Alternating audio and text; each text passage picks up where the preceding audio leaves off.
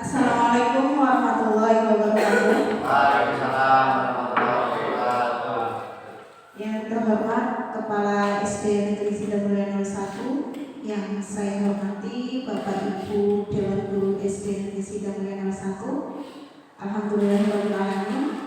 Marilah senantiasa kita panjatkan puji syukur kehadirat Allah Subhanahu wa Ta'ala, berkat rahmat dan karunia-Nya pada hari ini. Alhamdulillah kita masih diberi kesehatan, kenikmatan sehingga bisa melaksanakan aktivitas seperti biasanya.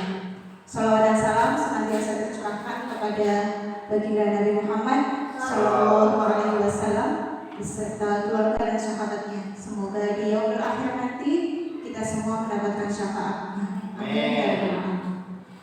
Bapak Ibu yang saya hormati, sebelumnya saya ucapkan banyak terima kasih atas kesediaan Bapak Ibu untuk menghadiri undangan saya dalam rangka diseminasi kegiatan aksi nyata program guru penggerak yang sedang saya jalani, yaitu aksi nyata modul 1.4 materi budaya positif. Jadi sebenarnya untuk materi budaya positif ini itu juga ada di PMM. Materinya juga sama dengan di PMM. Mungkin Bapak Ibu ada yang sudah membuka PMM-nya gitu ya. Jadi untuk tindak lanjut dari kegiatan ini nanti Bapak Ibu bisa dijadikan sebagai aksi nyata di PMM. Baik, sebelum saya memaparkan materi budaya positif, ini kesepakatan kelas yang saya ajukan. Monggo Bapak Ibu barangkali ada yang mau ditambahi, dikurangi atau sepakat menjaga kebersihan ruangan. Kemudian seluruh peserta nanti memiliki kesempatan untuk berpendapat. Semua peserta berpikiran terbuka dan saling menghormati. Jika ada peserta yang berbicara, maka yang lainnya mendengarkan. Berpendapat setelah dipersilakan, berpartisipasi penuh dan aktif dalam berkolaborasi, serta mengikuti sesi ini dengan perasaan gembira, bahagia. Sepakat Bapak Ibu? Atau ada yang perlu ditambahi? Cukup. Baik, jadi nanti kegiatannya tidak hanya satu arah ya, tidak hanya saya memaparkan materi saja, tapi nanti juga ada tanya jawabnya, kemudian ada kegiatan sharingnya, karena untuk materi budaya positif ini bukan semata-mata untuk melaksanakan kegiatan saya di PKP saja, tapi ini juga bermanfaat bagi sekolah kita, karena bagaimana nanti cara kita untuk menanamkan budaya positif di sekolah kita, baik pada diri kita sebagai pendidik maupun kepada peserta didik kita. Baik, kalau sepakat kita lanjut ya. Tujuan dari kegiatan yang saya laksanakan ini yang pertama yaitu munculnya kesadaran warga sekolah itu baik kita pendidik maupun peserta didik dan tenaga pendidikan lainnya untuk menerapkan budaya positif secara konsisten. Kemudian terbentuknya motivasi intrinsik pada diri peserta didik dengan meyakini nilai-nilai kebajikan universal. Nanti nilai kebajikan universal itu seperti apa? Kita bahas lebih lanjut. Yang ketiga yaitu terbentuknya peserta didik yang sesuai dengan profil pelajar Pancasila. Seperti yang masih sering kita gaung-gaungkan untuk kurikulum merdeka ini, ujung tombaknya yaitu ya peserta didik memiliki karakter yang sesuai dengan profil pelajar Pancasila. Selanjutnya budaya positif. Ketika Bapak Ibu mendengar kata budaya positif, apa yang terpikir dalam benak Bapak Ibu? Budaya positif. Pak Asum, yang ada di pikiran yang terlintas di pikiran apa? Kegiatan yang baik-baik. Kegiatan yang baik-baik. Kebiasaan yang baik. Kebiasaan yang baik. Betul, perilaku dan perkataan yang baik-baik. Ya, budaya positif berarti yang namanya budaya kan kebiasaan. Budaya itu kebiasaan entah dalam bentuk perkataan ataupun perilaku yang sudah dibiasakan, perilaku dan perkataan yang positif, yang baik-baik. Budaya positif adalah perwujudan nilai-nilai kebajikan universal. Jadi nilai kebajikan universal, kebajikan itu kan baik ya, nilai yang baik universal artinya nilai kebajikan ini diakui secara universal, tidak hanya oleh golongan-golongan tertentu saja, tapi semua orang, semua pihak itu mempercayai bahwa nilai-nilai ini tuh nilai baik yang apabila sudah tertanam dalam diri seseorang itu akan muncul pembiasaan-pembiasaan yang baik juga atau budaya positif itu. Kemudian budaya positif di sekolah adalah nilai-nilai, keyakinan dan kebiasaan di sekolah yang berpihak pada murid agar murid dapat berkembang menjadi pribadi yang kritis, penuh hormat dan bertanggung jawab. Yang kita garis bawahi di sini adalah bertanggung jawab. Artinya ketika kita guru sudah melakukan pembiasaan-pembiasaan baik kepada anak, bagaimana anak itu bisa mempertanggungjawabkan, bisa bertanggung jawab. Budaya positif itu dilakukan secara konsisten. Kalau di sekolah kita budaya positif yang sudah kita terapkan apa saja? Yang umum berdoa sebelum dan sesudah pembelajaran itu kan juga budaya positif yang disusun ya. Berdoa, kemudian pembacaan Asmaul Husna, sholat zuhur berjamaah, kemudian sholat duha berjamaah, berjabat tangan dengan bapak ibu guru itu juga termasuk budaya positif. Nah, materi yang akan kita bahas dalam budaya positif ini yang pertama adalah perubahan paradigma belajar, kemudian disiplin positif dan nilai kebajikan universal, motivasi perilaku manusia, keyakinan kelas, kebutuhan dasar, posisi kontrol restitusi dan segitiga restitusi. Ini yang akan kita bahas hari ini. Yang pertama perubahan paradigma belajar.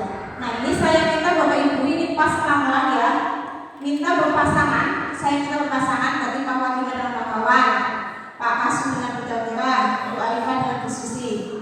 Berpasangan, tentukan siapa yang menjadi orang A dan yang menjadi B. Merayu menjual. Monggo tentukan dulu siapa yang mau menjadi A dan siapa yang mau menjadi B. Saya mau jadi B. Teman-teman B berarti teman A. Bu Susi dan Bu Arifah? Bu Susi A, Bu Arifah B, Pak Kasu dan Bu Jamira?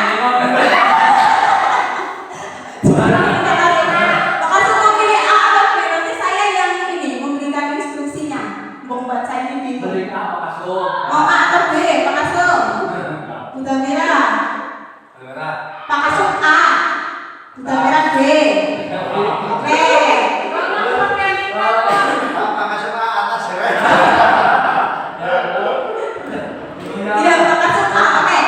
Sekarang yang tadi sudah memilih A, ya tadi Bu Susi, Pak Kasu dan Pak Kawan. Silakan bayangkan sebanyak benda atau apapun, tidak harus benda, boleh nilai, boleh kepercayaan, keyakinan atau apapun yang tidak harus benda. Bayangkan. Sudah dapat yang dibayangkan? Satu saja. Saya yakin yang dibayangkan ini sesuatu yang sangat berharga untuk Bapak Ibu. Sudah. Boleh benda, boleh sesuatu yang abstrak, boleh. Yang sangat berharga bagi Bapak Ibu. Makasih sudah dapat? Oke. Kemudian bayangkan benda atau sesuatu yang tadi sudah dibayangkan itu ada dalam genggaman. Jadi Bapak Ibu yang A, satu tangan mengepal. Bayangkan benda itu misalnya benda ada dalam kepalan, ada dalam genggaman. Mengepal, dikepal, genggam. Oke, ya. Sesuatu yang berharga itu ada dalam genggaman Bapak Ibu. Sekarang tugas Bapak Ibu yang berperan sebagai B, silakan berusaha supaya Bapak Ibu A ini bersedia untuk membuka kepalan tangannya. Silakan, boleh dirayu, boleh dibujuk, boleh diancam, boleh dengan perkataan apapun, tindakan apapun. berusaha supaya kepala tangannya ini tuh terbuka dan sesuatu yang berharga itu bisa terlihat. Silakan, Pak Wagiman. Bukan dari gambaran kita mau dirayu, mau diancam, mau dikata-katain, mau dengan tindakan apapun silakan. Saya beri waktu 1 menit. Nanti kita lihat hasilnya. Iya, menengah.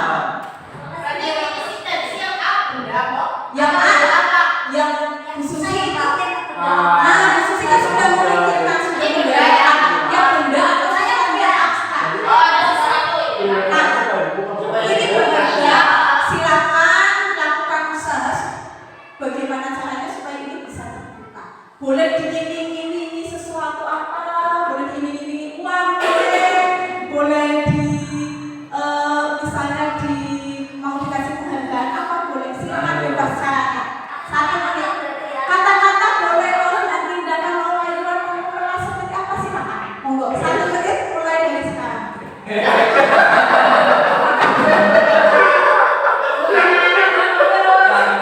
Silakan dengan rasanya nih. Cukup ya.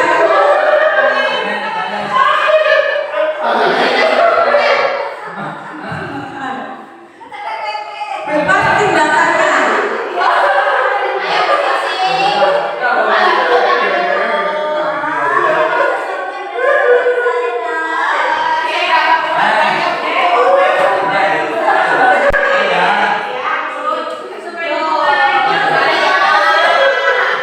Ada yang dirayu pakai film, ada yang coba digelitingin. Ayo berusaha supaya terbuka. Sudah? Oke. Adakah tadi yang berhasil membuka tangannya? Pak Wagiman berhasil berusaha untuk membuka kepala tangannya Pak Wawan dengan cara apa? Oke, Bu Susi berhasil dibuka tidak? Kayuannya kurang pas ya. Pak Asul tidak dibuka, masih digenggam. Sudah dibuka, sudah dibuka. Berarti yang masih digenggam. Oh, bisa banget. Tadi yang digenggam Pak Asul itu apa? Apa? Oh, kue dirayu dengan kue batin ya Pak. Pak Asul bersedia membuka kepalanya. Kalau Bu Susi belum. Tadi yang digenggam apa Bu? HP. Oh, Bu Susi tidak mau menyerahkan HP ke muka. Oh, karena HP itu menurut Bu Susi sangat berharga. Apa yang digenggam tadi apa? Beko. Oke, begonya berhasil dirayu untuk diserahkan ke Pak Wagiman. Saya tanya ke Bu Susi dulu. Bu Susi, kenapa tidak bersedia membuka genggamannya Bu?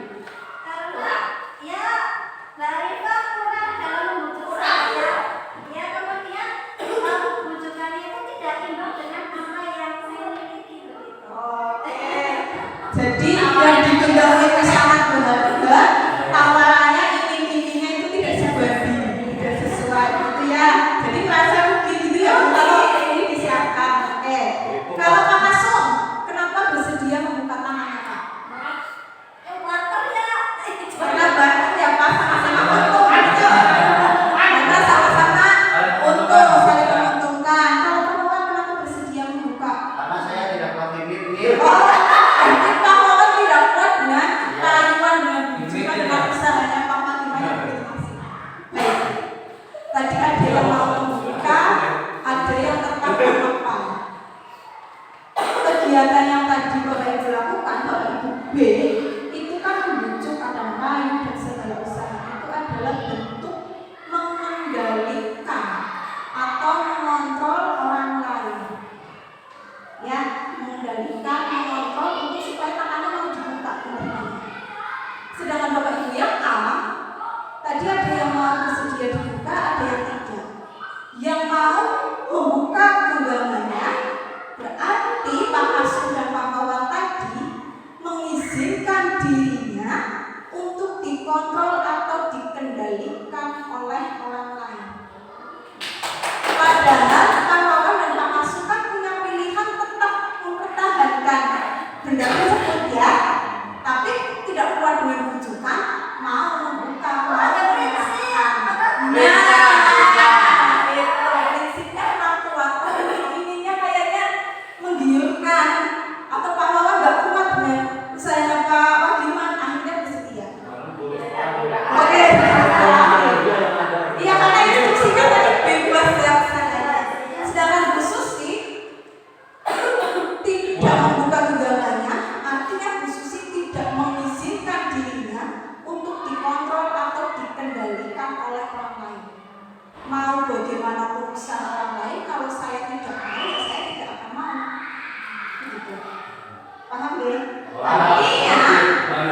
Artinya ketika ada orang lain mempengaruhi diri kita atau mengendalikan diri kita, kita mau mengikuti orang tersebut atau tidak, ya tergantung diri kita.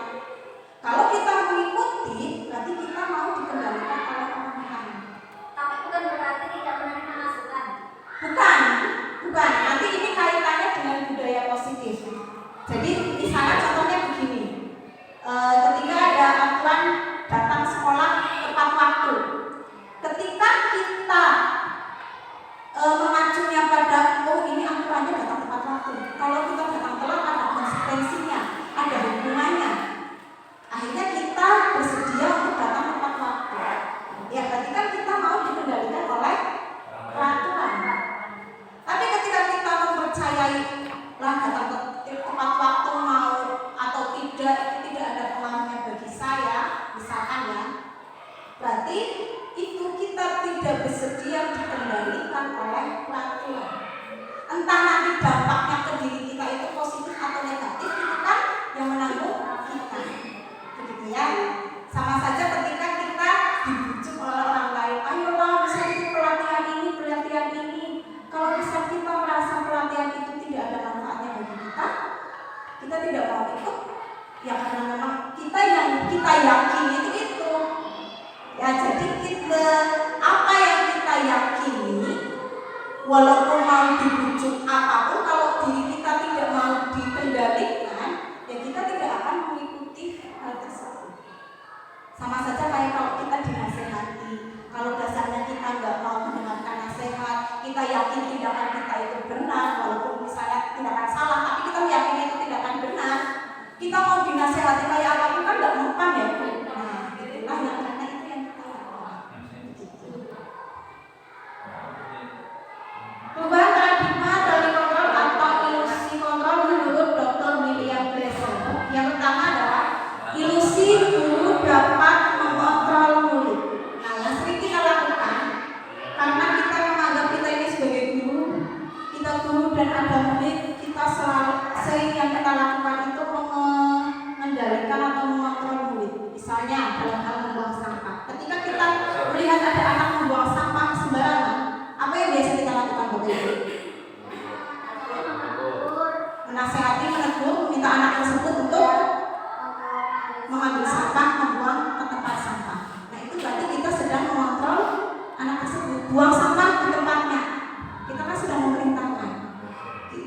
Anak tadi kan awalnya tidak mau membuang sampah di tempat sampah. Karena kita kontrol, kita kendalikan, dia mau untuk membuang sampah. Gitu. Sama saja dengan motivasi dari luar atau motivasi ekstrinsik. Jadi kita melakukan sesuatu itu karena ada motivasi ekstrinsik atau eksternal. Kemudian yang kedua, ilusi bahwa semua penguatan positif itu efektif dan bermanfaat. Ketika tadi kita melihat anak membuang sampah sembarangan, kita kan sebenarnya memberikan penguatan positif ya. Ada sampah buang di tempatnya, itu kan penguatan positif. Kalau dalam jangka waktu pendek, mungkin anak itu akan mau ada gurunya ambil pulang. Tapi kalau anak itu tidak meyakini bahwa sampah itu memang harus masuk ke tong sampah, kita itu harus menjaga kebersihan. Kalau anak itu tidak meyakini itu dalam dirinya, ketika misal tadi yang lebih Bu Susi, saat tidak ada Bu Susi, apakah anak tersebut akan membuang di tempat sampah? Kebanyakan tidak. Kebanyakan tidak, karena dia membuang sampah di tong sampah karena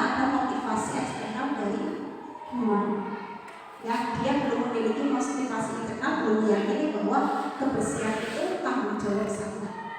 Gitu. Kemudian yang ketiga, ilusi bahwa tidak dan membuat orang merasa bersalah dapat menguatkan anak. Ketika kita berkali-kali menegur anak, sampah itu harus dibuang ke tempat sampah. Ada tempat sampah harus dimanfaatkan. Begitu ya. Ketika itu kan kita sebenarnya tujuannya itu supaya anak tadi ya perilaku baik membuang sampah. Tapi dengan kita berkali-kali menegur itu bisa jadi membuat anak merasa bersalah. Padahal tujuan kita baik. Ya, tapi secara tidak sadar kita akan membuat anak tersebut itu merasa bersalah. Kemudian yang keempat, ilusi bahwa orang dewasa itu memiliki hak untuk memaksa. Nah ini yang sering terjadi khususnya pada diri saya ke murid itu kita seringkali maksa. Pemaksaan. Nah memaksa, murid tidak mau melakukan ini untuk, gitu ya. Walaupun kita memang niatnya itu baik untuk anak. Dan itu pembiasaan. Nah tujuannya untuk pembiasaan, tapi seringkali yang kita lakukan ternyata adalah memaksa. Kalau kita memaksa, anak tidak akan meyakini nilai-nilai kebajikan universal itu. Karena dia mau melakukan sesuatu itu atas dasar paksaan. Begitu. Nah itu nanti yang kita bahas, kita diskusikan. Ini perubahan paradigma dari stimulus respon ke pendekatan target kontrol. Beberapa poin saja yang kita bahas. Yang pertama dari stimulus respon. Stimulus respon berarti kan anak merespon itu, anak berbuat sesuatu kalau ada stimulus, kalau ada dorongan. Yang pertama, kalau stimulus respon, realitas atau kebutuhan kita itu sama. Guru dan murid itu kebutuhannya sama. Misalkan tadi ya, kita masih menyangkut yang membuang sampah. Kita itu sama-sama membutuhkan lingkungan yang bersih. Berarti saya harus membuang sampah di tempatnya, murid juga harus membuang sampah di tempatnya. Itu stimulus respon. Ketika ada murid tidak membuang sampah di tempatnya, itu tidak sesuai dengan kebutuhan saya. Saya butuh kebersihan. Anak sebenarnya tidak butuh kebersihan, tapi karena stimulus respon, saya memberikan stimulus kepada anak untuk bisa merespon, dia mau membuang sampah di tempatnya. Padahal itu tidak sesuai dengan keinginan anak. Ya, tapi kita berikan stimulus supaya anak mau merespon sesuai dengan kehendak kita, supaya sesuai dengan kebutuhan kita. Sedangkan kalau kontrol itu realitas atau kebutuhan kita berbeda. Apa yang saya yakini sebagai guru belum tentu itu diyakini oleh murid juga. Gitu. Kemudian yang lain, orang lain bisa mengontrol saya untuk stimulus respon. Seperti tadi Pak Kasum berarti bisa dikendalikan oleh Bunda Mila, dapat dikontrol oleh Bunda Mila. Sedangkan tali kontrol itu hanya Anda, hanya kita yang bisa mengontrol diri sendiri. Tadi Bu Susi. Bu Alifah membujuk sekuat apapun, saya tidak mau, saya punya prinsip, ya saya tidak akan membuka genggaman tangan itu. Karena Bu Susi hanya bisa mengontrol dirinya sendiri. Di alam bawah sadarnya Bu Susi itu jangan, ini tuh berharga, mau dibujuk sekuat apapun ya ini berharga, saya nggak mau dikendalikan oleh orang lain. Itulah kita hanya bisa mengontrol diri kita sendiri, tidak bisa dikendalikan oleh orang lain. Kita bisa berubah, yang mengubah siapa? Ya diri kita sendiri. Kita lanjut saja ya. Disiplin. Ketika kita mendengar kata disiplin, apa yang ada di benak Bapak Ibu? Disiplin biasanya kita mengaitkannya dengan tepat waktu. Terus tanggung jawab, peraturan, gitu ya. Kita disiplin karena ada peraturan. Itu yang melekat dalam mindset kita. Disiplin itu berasal dari bahasa Latin yaitu disiplina yang artinya belajar. Kemudian, namun dalam budaya kita makna disiplin itu lebih dimaknai ke apa yang dilakukan seseorang pada orang lain untuk mendapat kepatuhan. Tadi kita disiplin itu karena kita ingin menjadi orang yang patuh. Kita patuh terhadap peraturan yang ada. Disiplin itu cenderung dengan ketidaknyamanan,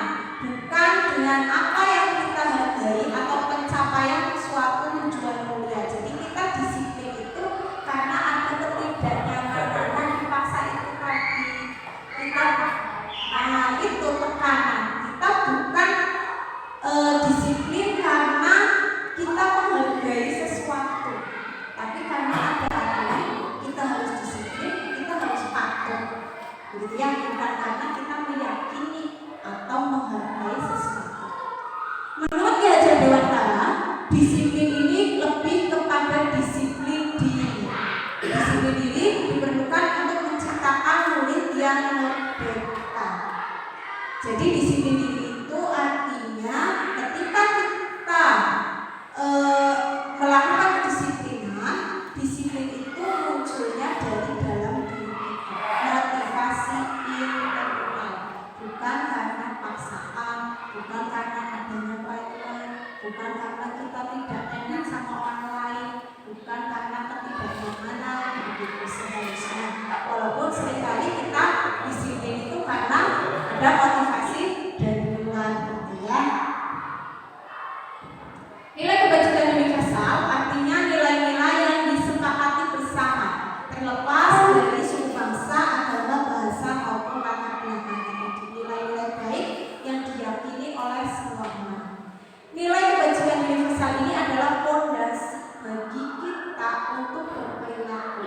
Ketika kita meyakini kita menanamkan nilai kebajikan universal dalam diri kita, pasti kita akan berperilaku dengan baik. Kalau itu sudah melekat, sudah tertanam dalam diri kita. Nilai kebajikan adalah sifat positif manusia yang merupakan tujuan mulia yang ingin dicapai setiap individu.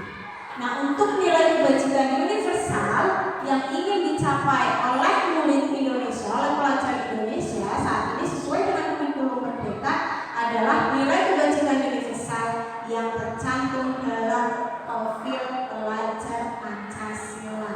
Yang ada 6 dimensi ini adalah nilai-nilai kebajikan yang harus kita tanamkan pada diri murid kita supaya mereka memiliki karakter yang sesuai dengan profil pelajar Pancasila.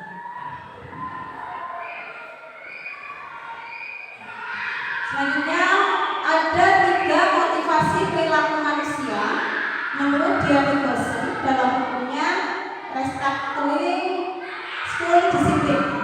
Yang pertama, ketika kita melakukan sesuatu itu ada motivasi yang mendasari kita untuk berbuat sesuatu. Yang pertama itu untuk menghindari ketidaknyamanan atau hukuman. Misalkan kita mau melakukan sesuatu, kalau kita tidak melakukan itu kita takut dihukum, ya ada konsekuensi atau hukuman yang akan kita dapatkan. Kemudian motivasi yang kedua untuk mendapatkan imbalan atau penghargaan dari orang lain. Kita mau melakukan sesuatu itu karena kita menginginkan adanya imbalan, ingin adanya penghargaan. Misalkan kayak saya ikut webinar, ikut BIMTEK, ilmu itu nomor 2 sertifikat.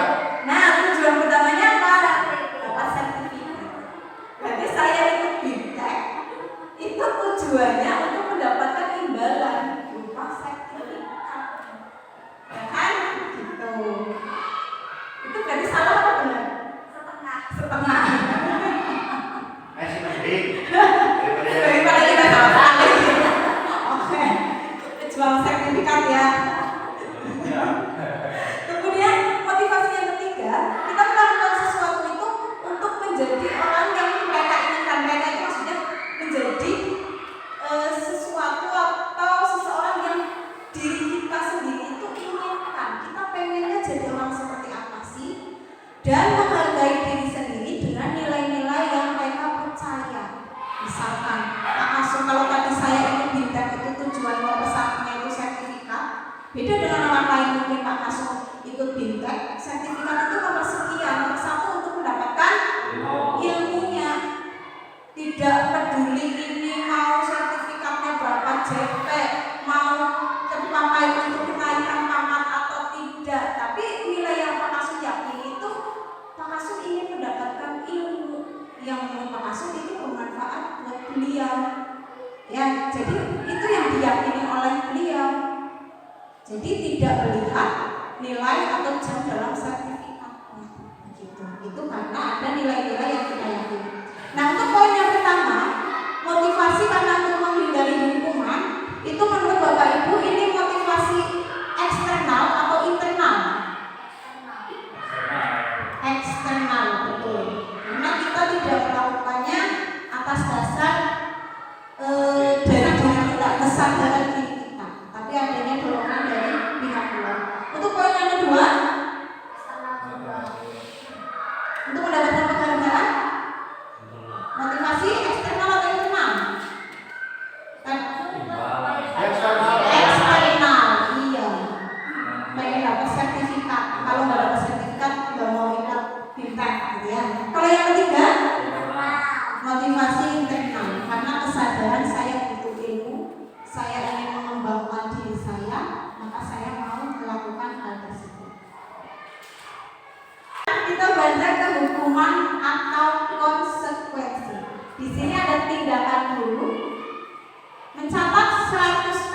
dalam buku dengan kalimat saya tidak akan terlambat lagi karena anak tersebut terlambat ke sekolah. Ini adalah hukuman atau konsekuensi?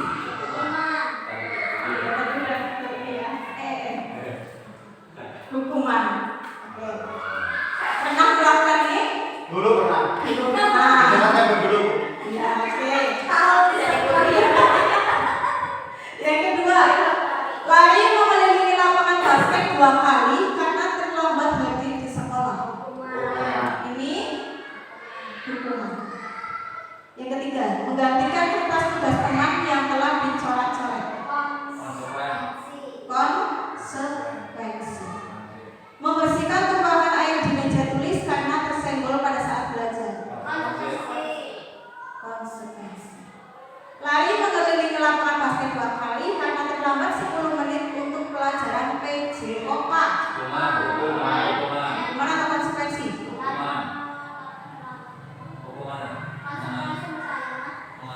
Konsekuensi. Kenapa bukan hukuman?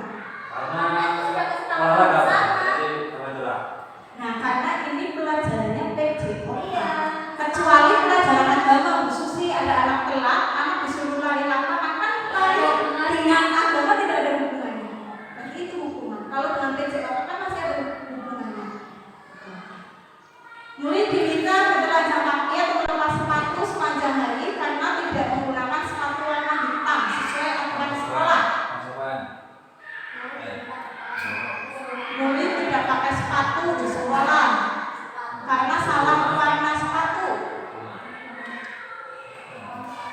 Konsekuensi hukuman. Iya, harusnya sepatunya warna hitam, dia malah pakai warna putih. Karena harus seharian tidak pakai sepatu. Ya, kita berarti iya. Hukuman itu tidak terencana atau tiba-tiba. Jadi belum ada kesepakatan antara guru dan murid. Ketika anak berbuat salah, nanti hukumannya begini. Nanti anak akan mendapatkan sesuatu ini. Mendadak, misalkan kayak tadi. Iya, anak telat. Anak itu tidak tahu kalau telat itu apa yang akan terjadi pada dirinya. Tiba-tiba saya memerintahkan anak lari keliling lapangan. Anak itu belum ada kesepakatan sebelumnya.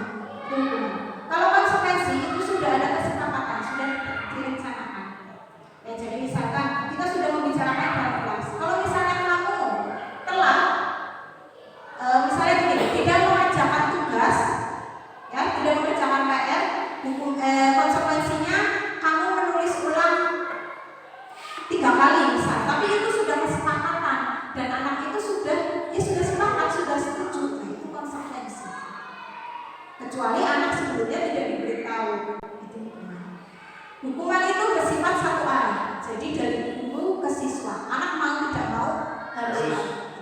Sedangkan kalau konsekuensi itu 2 arah karena tadi sudah ada kesepakatan. Sedangkan hukuman itu bisa berupa fisik dan hukuman psikis. Ya, walaupun seringnya hukuman itu fisik, tapi sering juga hukuman psikis ya. Kita kadang-kadang membentak atau mengeluarkan kata-kata yang mungkin bagi anak itu dirasa tidak pas di hatinya gitu ya. Dan itu akan memberikan efek jangka panjang terhadap trauma. Kemudian kalau konsekuensi, sikap guru itu senantiasa memonitor murid. Kadang kita itu memperhatikan, memantau ini anak sudah melakukan kesalahan yang sama berapa kali. Kalau sudah melakukan sekian kali, nanti konsekuensinya ini. Seperti yang waktu itu pernah dikatakan Pak Fitra ngomong ya, dulu ada sistem poin untuk BK, gitu ya. Ketika kita melakukan kesalahan, misal poinnya sudah 50, nanti konsekuensinya apa? Gitu. Nah, itu kan berarti sudah dimonitor, sudah dipantau. Oh, ini poinnya baru dapat 10, poinnya baru dapat segini, oh poinnya segini. Gitu. Berarti sudah dipantau. Kalau sudah mendapatkan poin sekian untuk kesalahannya, itu anak tersebut akan mendapatkan konsekuensi apa? Itu berarti sudah disepakati. Dihukum oleh penghargaan. Selama ini kita sebagai guru pasti pernah atau bahkan sering memberikan penghargaan kepada anak. Ya, ternyata penghargaan ini tidak selalu berdampak positif bagi murid kita. Ada juga penghargaan yang ternyata penghargaan tersebut itu secara tidak langsung kita memahaminya, kita memberikan penghargaan, tapi ternyata penghargaan tersebut bisa berubah menjadi hukuman. Begitu.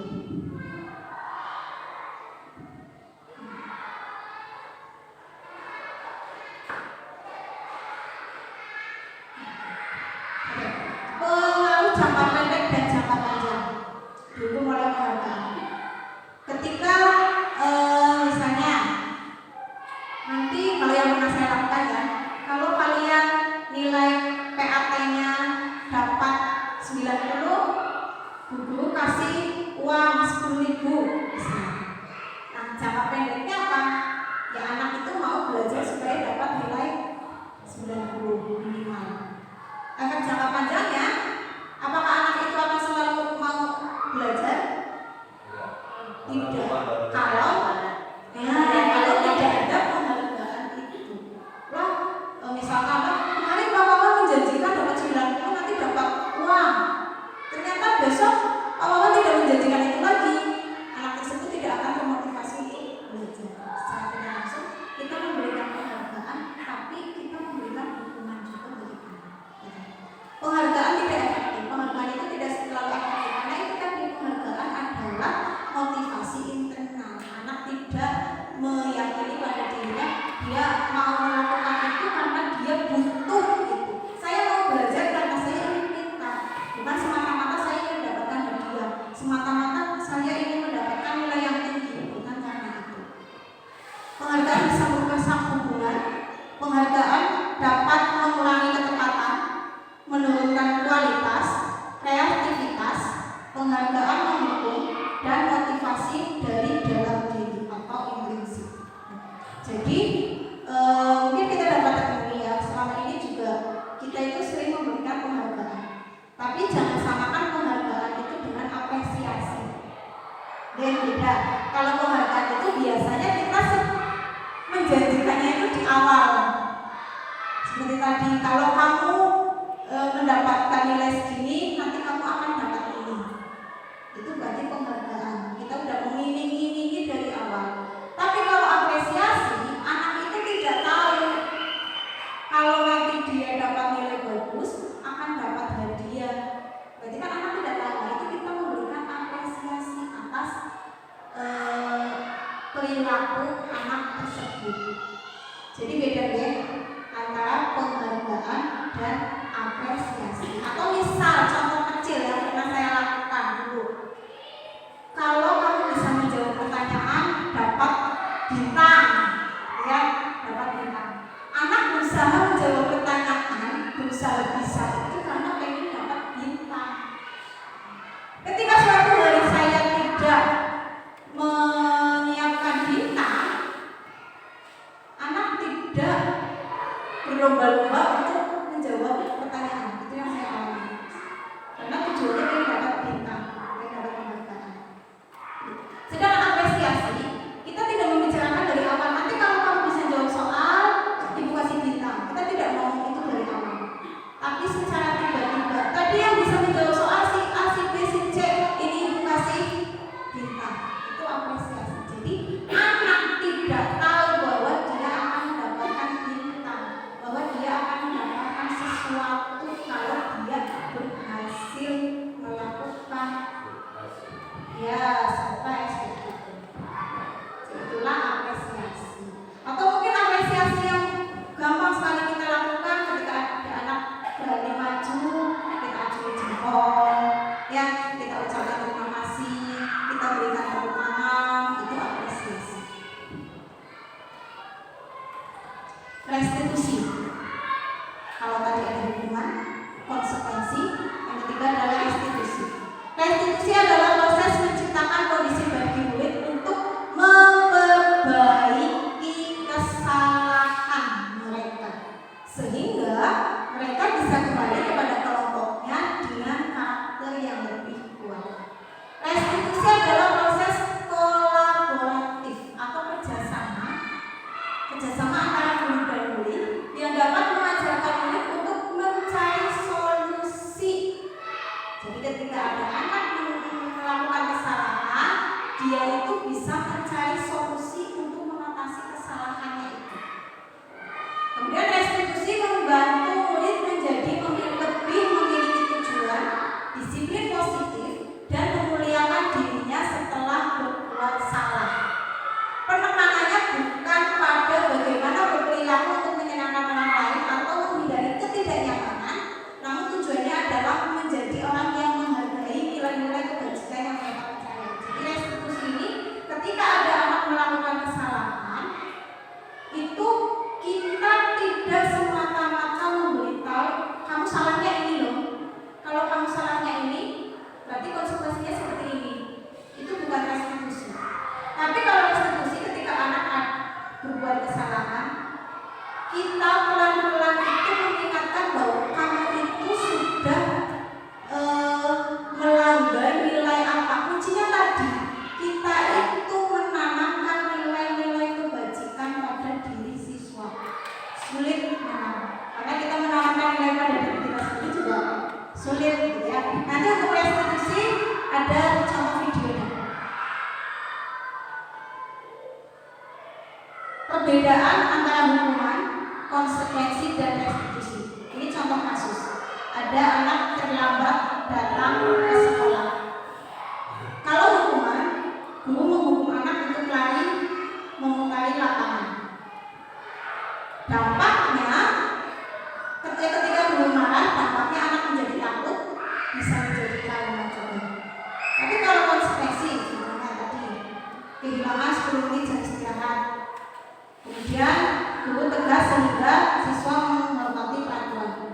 Nah, restitusi, ketika anak terlambat datang ke sekolah, restitusi itu perlakuan kita terhadap anak tersebut bagaimana? Kita menanyakan keyakinan kelas atau keyakinan diri anak tersebut dan membantu menyelesaikan masalah. Jadi kita sifatnya sebagai guru itu membantu anak untuk mencari solusi bersama. Ya, kita mencarikan kalau kamu berbuat seperti ini, maka solusinya apa? Supaya besok-besok kamu tidak berbuat ini lagi. Begitu. Guru terbuka dan siswa menghormati diri sendiri dan orang lain. Dengan restitusi, itu anak bisa terbuka menceritakan apa penyebab dia melakukan kesalahan tersebut. Keyakinan kelas. Oke. Ada pertanyaan formatif.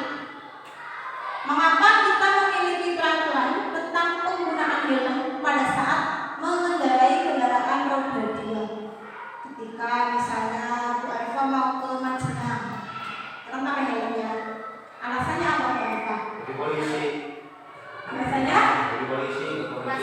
Ya, pakai helm. Untuk keamanan. Bukanlah polisi. Oke, keamanan tadi. Tapi juga ada polisi hilang, ada razia. Kemudian, mengapa kita memiliki peraturan tentang penggunaan masker pada saat COVID dan mencuci tangan setiap saat? Kenapa?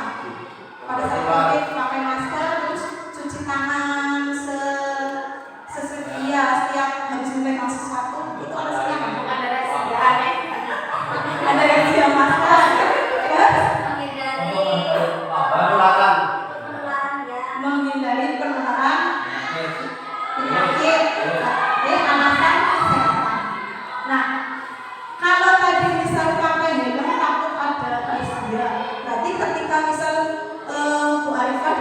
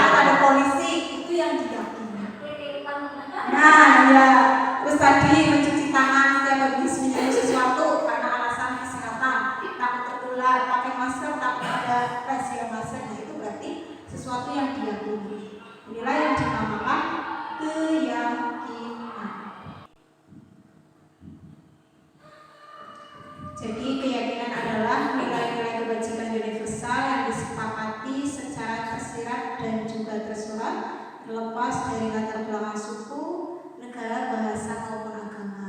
Contoh keyakinan adalah misalnya ada keadilan, kehormatan, peduli, integritas, dan lain sebagainya. Intinya sesuatu yang kita yakini berupa nilai kebajikan universal.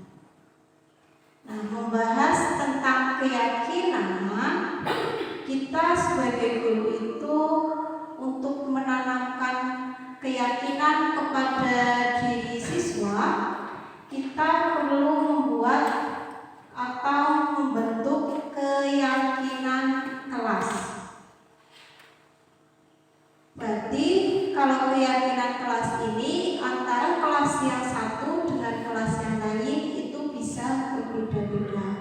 Ya, tergantung hasil kesepakatan keyakinan apa yang akan ditanamkan di kelas tersebut. Di sini ada prosedur atau cara dalam membuat keyakinan kelas. Yang pertama, mempersilakan murid untuk curhat pendapat tentang peraturan yang perlu disepakati di kelas.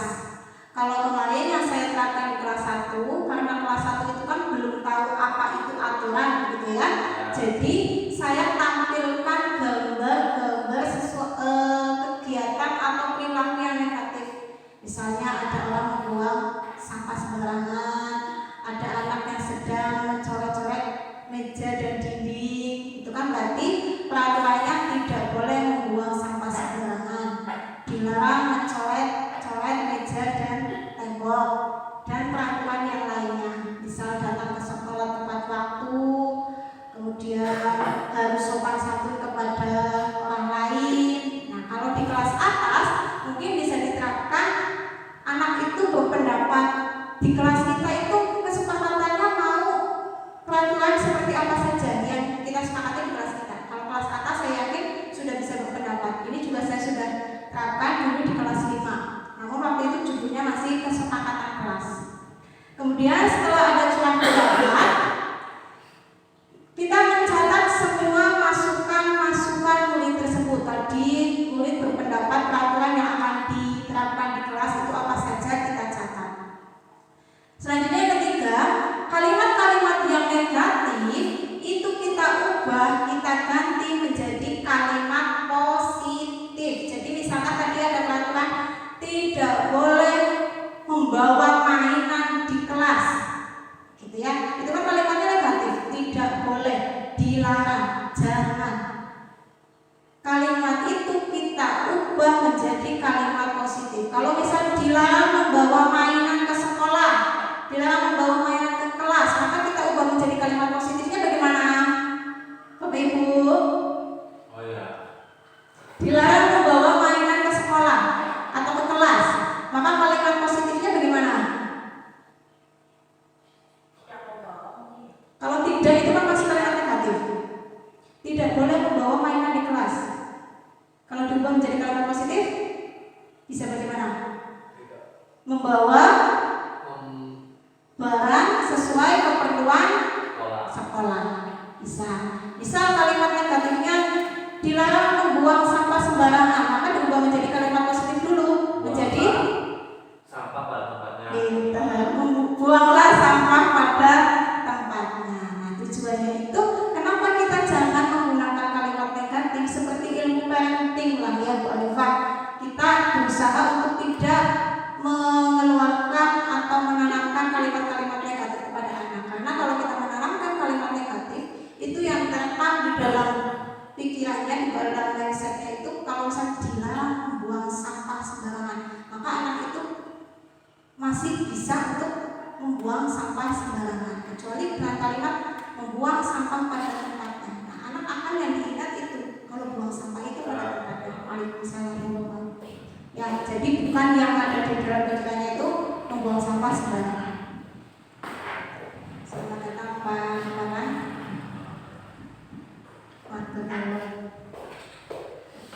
Kemudian setelah kalimat negatifnya sudah menjadi kalimat positif, ajak murid untuk menemukan nilai kebajikan atau keyakinan yang dituju dari peraturan tersebut.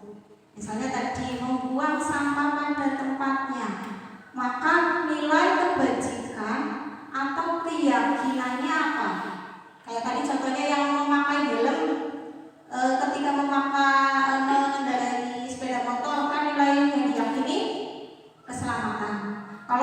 membuang sampah pada tempatnya. Nilai yang diyakini Disiplin mungkin.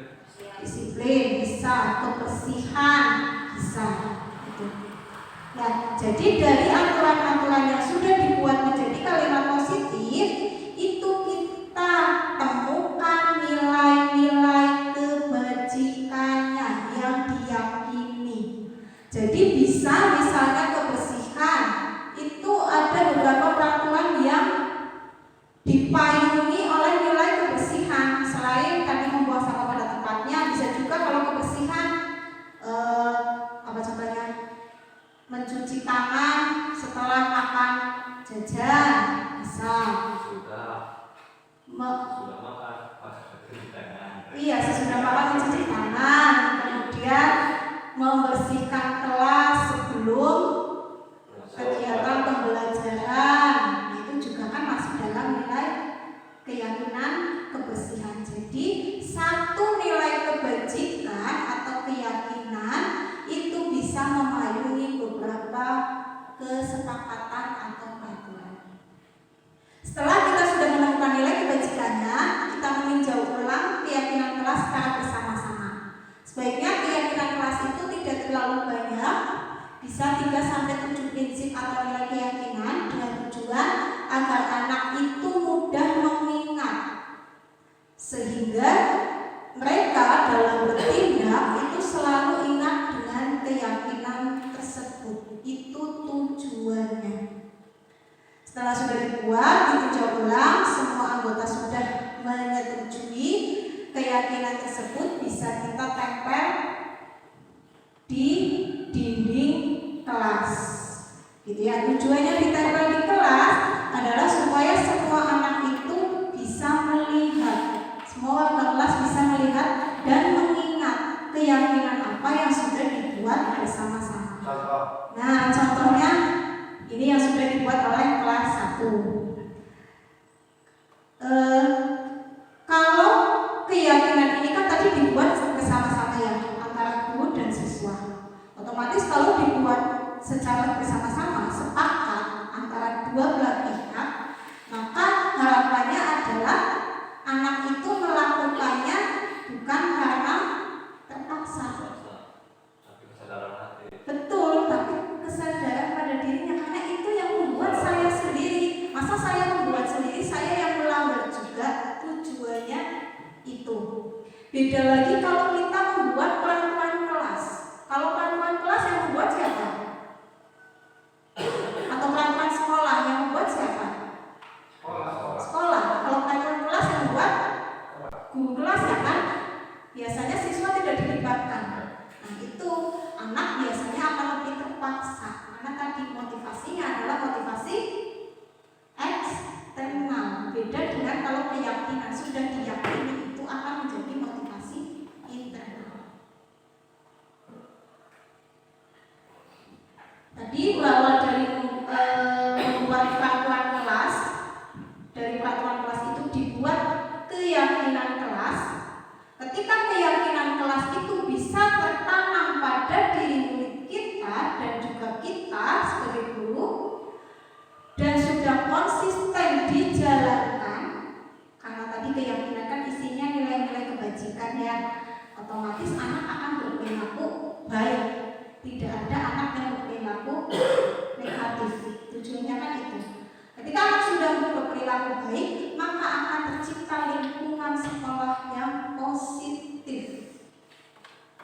Saat lingkungan sekolah positif sudah terbentuk, maka di situ kita sudah menanamkan budaya positif.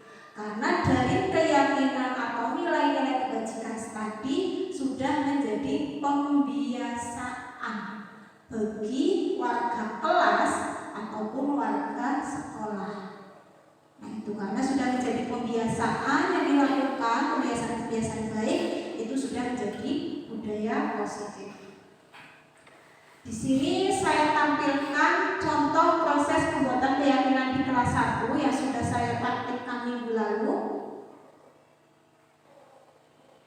Keyakinan kelas itu apa? Keyakinan kelas itu apa? Ada yang tahu? Tahu. Belum. Jadi keyakinan kelas itu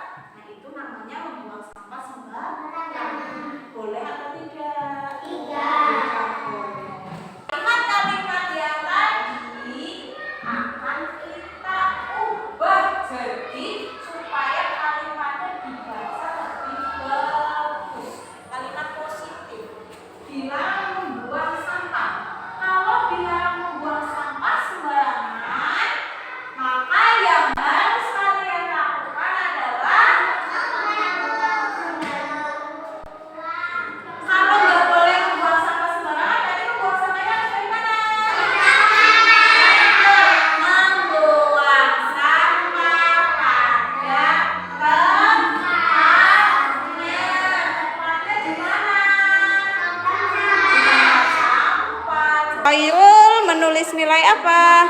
Menghargai. Menghargai. Afna nilai apa yang ditulis? Jujur. Jujur. Asril Kebersihan. kebersihan. Juna disiplin.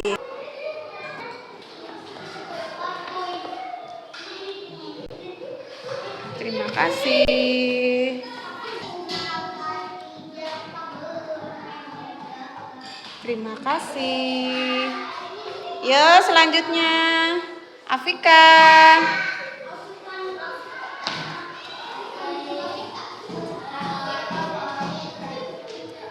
Terima kasih. Udah nggak apa-apa. Terima kasih. Terima kasih.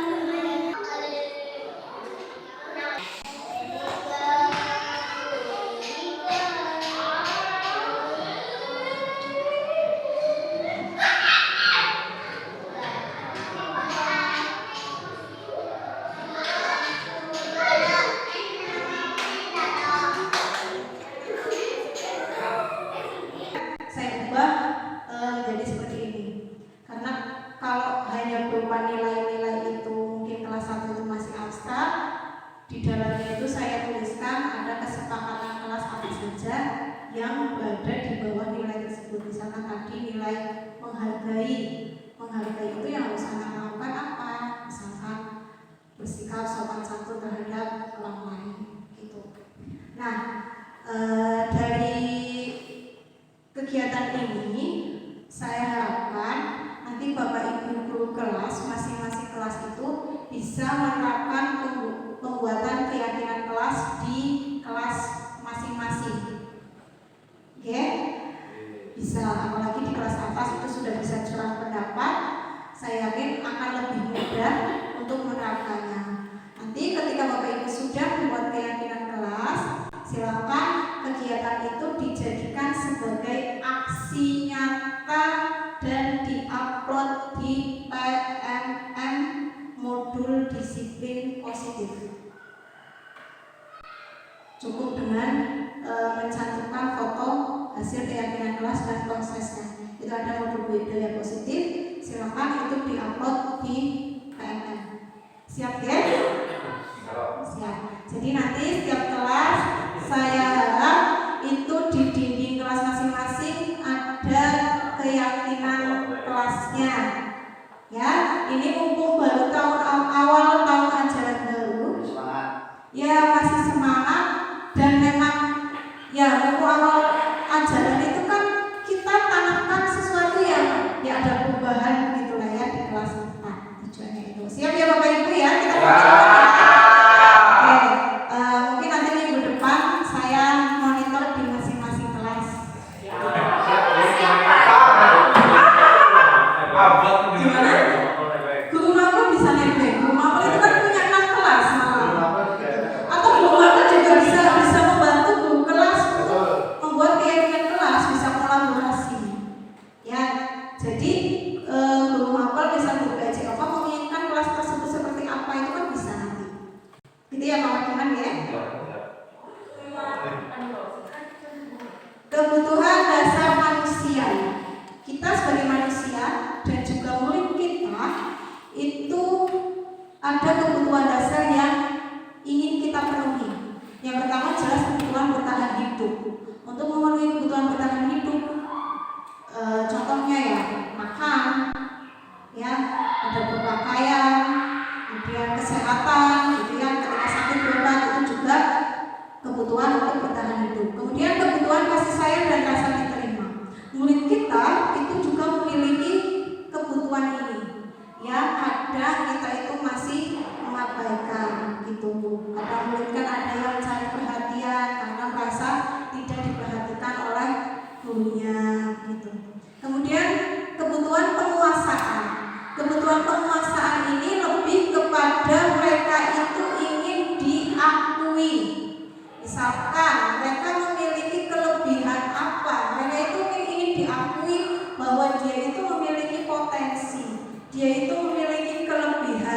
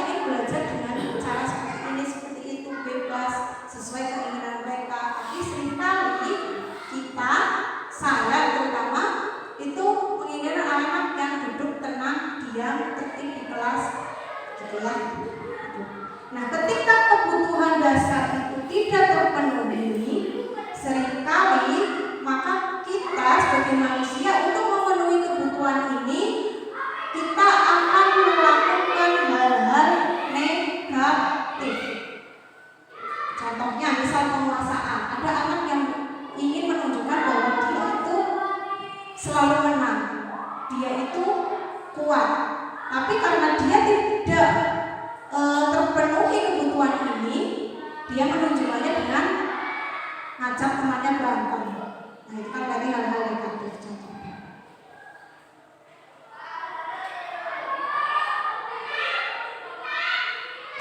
5 posisi kontrol restitusi yang dimiliki oleh seorang guru. Kita sebagai guru ketika melihat murid kita berbuat kesalahan, itu ada posisi-posisi yang tidak kita sadari. Kita berada dalam 5 posisi ini. Ada posisi sebagai penghukum. Kita mau melihat anak murid kita berbuat kesalahan, kita memberikan hukuman. Seperti tadi contoh di awal. Kemudian posisi pembuat orang merasa bersalah. Kita tidak menghukum anak tersebut, tapi kita mengeluarkan tindakan atau perkataan yang membuat murid itu merasa bersalah. Kemudian ada posisi sebagai teman. Kita menempatkan diri sebagai teman. Ada posisi pemantau dan juga ada posisi manajer. Untuk mengetahui perbedaan dari masing-masing posisi ini, kita simak video berikut.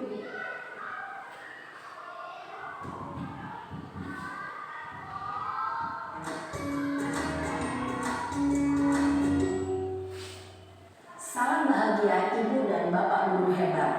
Dalam penerapan disiplin positif restitusi, salah satu program yang dikembangkan adalah 5 posisi kontrol.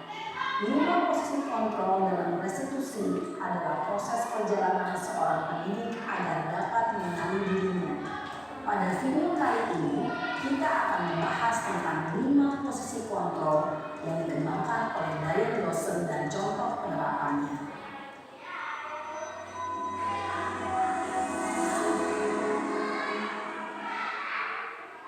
5 posisi kontrol itu adalah 1. Posisi penghukum, 2. Posisi pembuat merasa bersalah, 3. Posisi teman, 4. Posisi pemantau atau monitor, dan 5. Posisi manajer. Untuk lebih memahami kelima posisi tersebut, mari kita saksikan kasus Naren yang terlambat hadir 20 menit di sekolah dan melihat bagaimana kelima posisi kontrol dalam menghadapi masalah tersebut.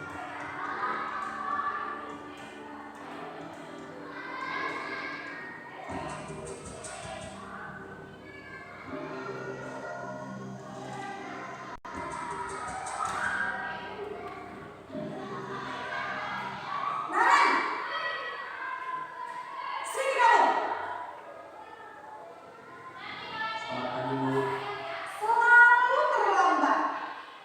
Kamu deh pasti terlambat.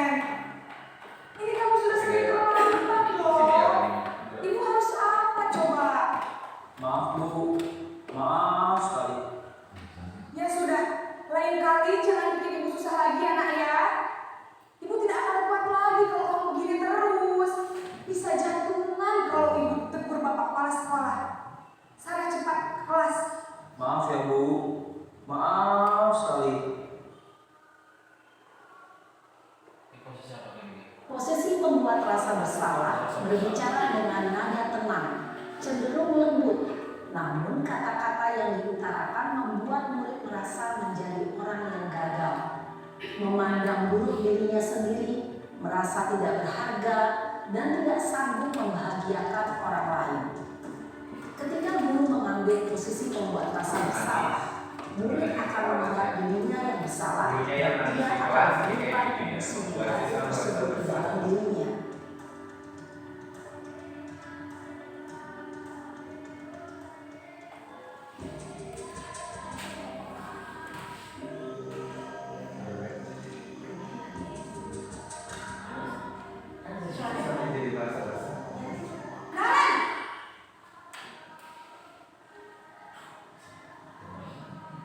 Selamat pagi, Bu.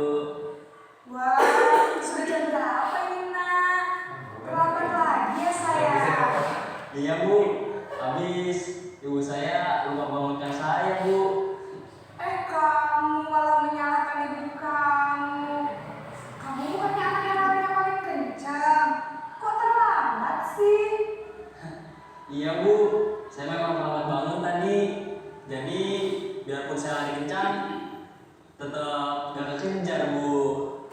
Ya sudah sana. Nanti lain kali larinya lebih kencang lagi ya. Biar gak terlambat lagi. Bikin senang ibu. Demi ibu. Bisa kan? Bisa lah, Bu. Ya sudah sana masuk kelas. Ibu beresin urusan absen kamu. Kamu ini ada-ada saja. Oh, sekali gestik. Yes. Dalam posisi teman, guru berbicara dengan nada suara ramah, akrab, cenderung bersenda gurau untuk menjaga suasana tetap santai. Murid akan merasa senang, aman, dan akrab dengan guru. Identitas yang tercipta adalah identitas sukses atau berhasil. Namun, perlu diingat, karena ini masih dorongan eksternal, maka ada faktor ketergantungan dari murid kepada orang tertentu. Di sini guru absennya, sehingga di lain waktu murid bisa berperilaku baik, namun hanya kepada orang-orang tertentu saja.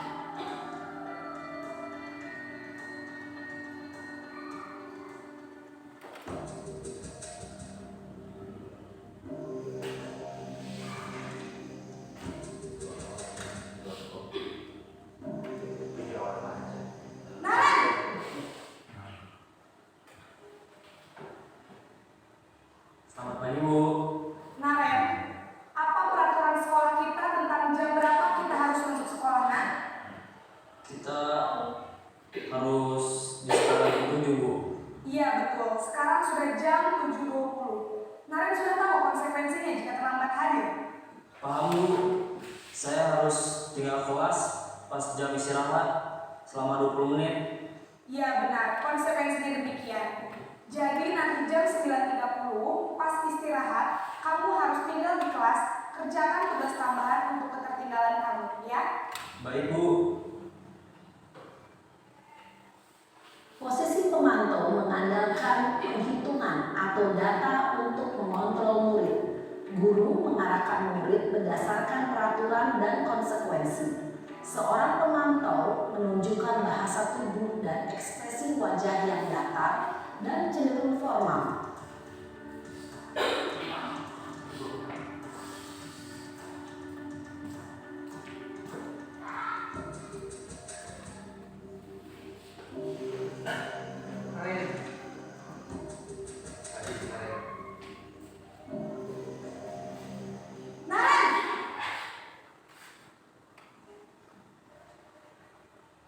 Selamat pagi, Bu.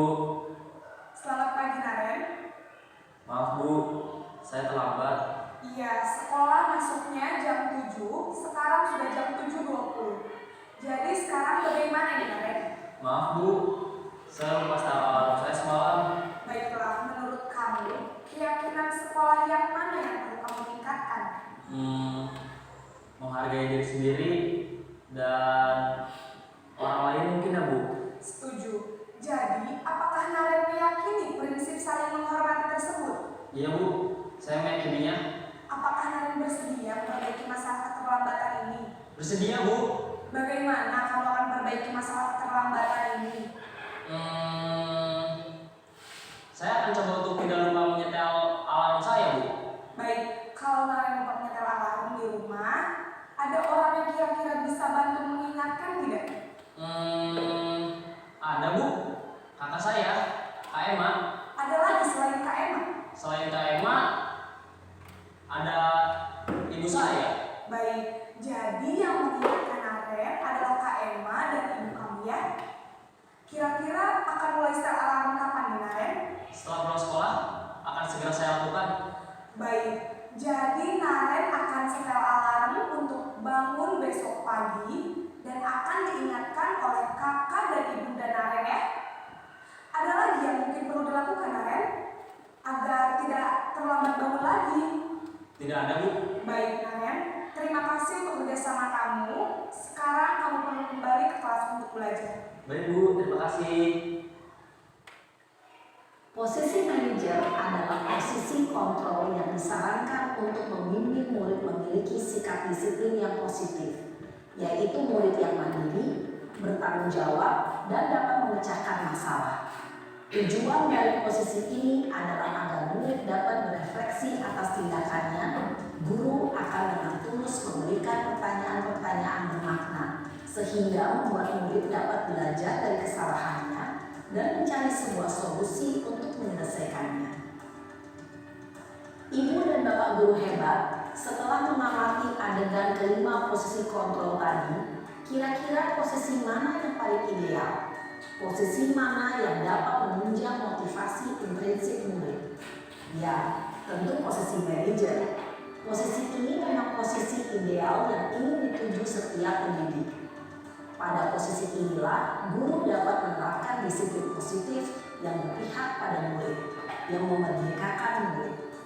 Perjalanan seorang pendidik tentunya tidak mudah untuk sampai pada posisi seorang manajer.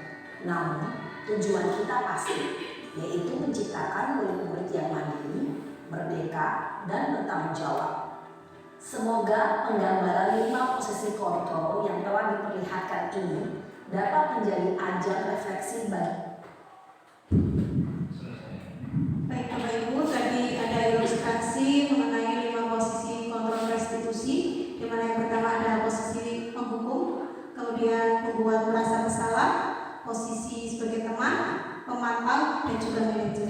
Di sini posisi yang paling ideal adalah posisi sebagai manajer. Walaupun untuk menerapkannya itu cukup sulit, ya apalagi ke anak SD, di mana dalam posisi manajer ini ketika anak melakukan kesalahan, itu sikap kita bukan mencari hukuman, bukan menentukan hukuman, atau menyadari bahwa anak tersebut membuat kesalahan, bukan hanya sekedar itu, tapi lebih kepada bagaimana anak tersebut setelah menyadari kesalahannya, dia itu mengetahui solusinya, dia bisa mencari solusinya.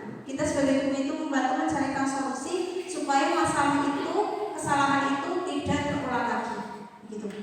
Pak Wagiman, sebagai guru yang sudah belasan tahun ya, selama ini posisi Pak Wagiman yang pernah diterapkan itu posisi sebagai apa? Karena saya guru BPOK, mungkin lebih cenderung ke posisi sebagai teman, karena mungkin di situ saya dan anak-anak bermain bareng, terus main bola bareng. Jadi posisi saya ini sebagai teman dan terima kasih. Baik, posisi yang sering diambil oleh Pak Wagiman adalah posisi sebagai teman. Di sini ada tidak Bapak Ibu yang pernah memposisikan dirinya sebagai penghukum atau membuat merasa bersalah? Pak Iwan, pernah? Bisa diceritakan? Pernah itu waktu kelas 6 si siapa namanya? Yang di sebagai Nanda ya. Saya pernah itu dengan Nanda sempat naik kita gara-gara dia itu dikasih tahu sekali 2 kali tidak dipindahkan. Kemudian saya sempat marah juga, tapi ketika saya marah dengan tipe anak seperti Nanda itu, dia malah bukan semakin menuduh, malah semakin mendadak atas karena dia memang tidak terima ketika dia dimarahin. Nah, terus lama-lama dalam satu waktu itu tadinya saya bertindak sebagai penghubung atau yang berdua itu adalah membuat sesuatu bersalah. Tapi kayaknya dalam satu waktu itu saya langsung sadar bahwasanya oke, ini anak memang tidak bisa tipe anak yang dibuat untuk merasa bersalah apalagi dihukum. Akhirnya setelah saya marah-marah karena waktu itu, saya sadar kalau ini anak memang harus diajak sebagai teman. Akhirnya dalam beberapa menit saya habis marah, saya harus bisa meredam amarah saya untuk bisa memposisikan diri saya sebagai teman. Nah, namun ya tadi yang setelah dijelaskan pada video itu, karena dianggap sebagai teman, ya dia hanya ngaku kepada saya saja. Ke teman yang ke guru-guru yang lain biasa aja. Akhirnya ya itu tadi yang disampaikan dari video itu benar adanya. Saya memang harus bisa lebih ke teman, ke sebagai manajer atau menangkap agar anak bisa saling menghargai dan sebagainya. Baik, terima kasih Pak Iwan atas sharingnya. Jadi memang kita sebagai guru itu mungkin atau pasti sudah pernah merasakan menempatkan diri sebagai penghukum, pembuat merasa bersalah, teman, pemantau maupun manajer. Kalau sebagai penghukum dan pembuat merasa bersalah itu lebih ke dampak negatifnya, karena anak itu akan merasa dirinya itu sebagai orang yang gagal.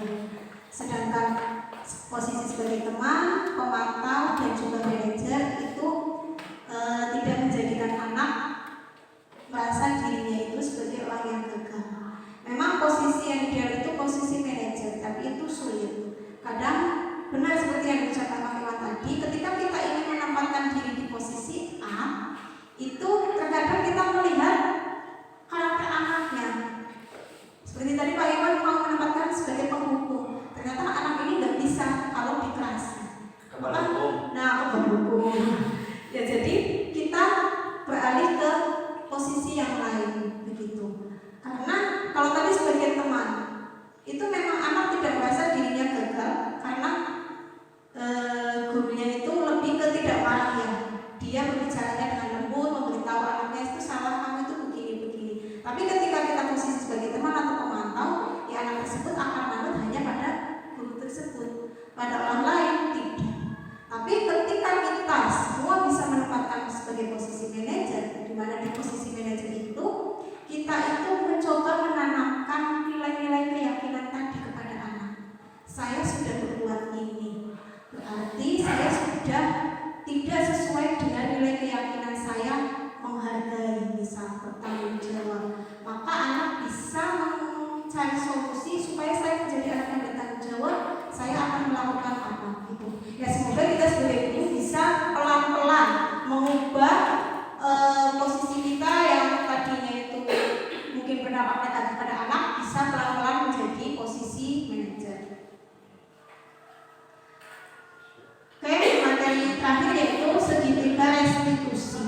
Tadi sudah dijelaskan di awal bahwa restitusi itu adalah upaya kolaboratif antara guru dan siswa ketika menemukan siswa yang melakukan kesalahan atau berbuat salah, di mana tidak sekedar anak tersebut menyadari kesalahan, namun bersama-sama mencarikan solusi untuk kesalahan itu.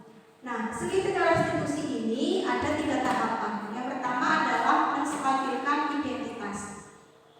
Dalam menstabilkan identitas ini,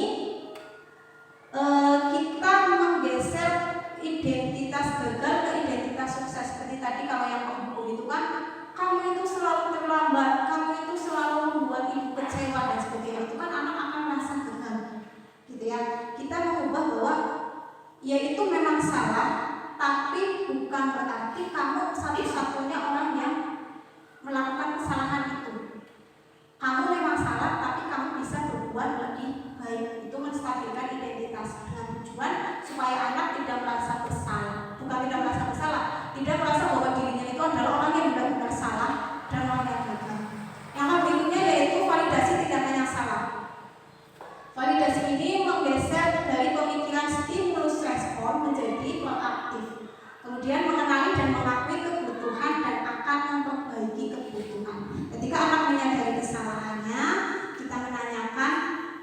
dia itu sebenarnya yang diinginkan apa? Tadi kita sudah membahas kebutuhan dasar manusia. Yang kamu inginkan apa? Kalau kamu menginginkan misalnya tadi penguasaan, menginginkan ingin diakui orang lain, adakah tindakan yang lebih baik dari tindakan yang sudah kamu lakukan? Kemudian untuk yang ketiga yaitu menanyakan keyakinan. Ketika anak sudah menyadari kesalahan, kita kembalikan kepada keyakinan kelas yang sudah disepakati bersama. Kalau anak berbuat salah, kita ingatkan keyakinan mana yang sudah, keyakinan atau nilai mana yang sudah dilanggar oleh anak tersebut, dan bagaimana mengembalikan anak tersebut untuk menjadi anak yang meyakini nilai-nilai kebajikan universal tadi. Itu adalah tujuan akhir dari segitiga restitusi. Tujuannya adalah anak dalam bertindak selalu mengingat pada nilai kebajikan universal. Ini contoh penerapan segitiga restitusi yang saya buat.